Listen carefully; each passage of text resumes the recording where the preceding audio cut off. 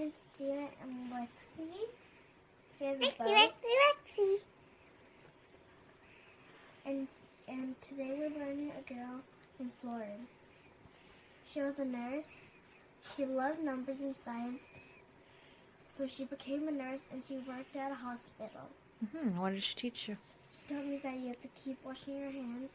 It's important to wash your hands, and you have to make everything clean and give hope for everyone. Yeah. Good job. And then I read a unicorn. She's sleeping for surgery. Okay. Bye. Bye-bye.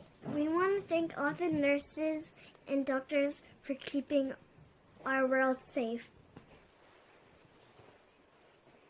Hi, my name is Athena and my mom, my brother, and Lexi. Lexi! And who are we learning about today? I'm learning a girl named Florence. Florence. Florence. Why do I keep forgetting? Nightingale. Who was she? She was a nurse. Okay, ready? Once upon a time, a baby was born to an English couple traveling in Italy.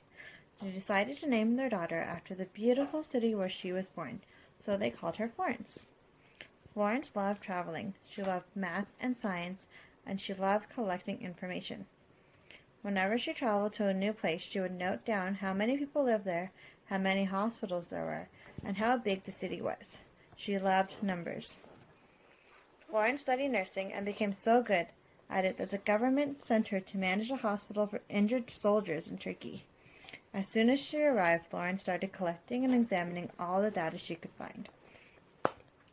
She discovered that most of the soldiers died not because of their wounds, but because of infections and diseases contracted in the hospital.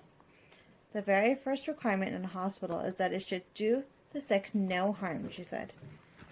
She made sure that everyone working there washed their hands frequently and kept everything clean. At night, she carried a lamp as she made her rounds, talking to her patients and giving them hope.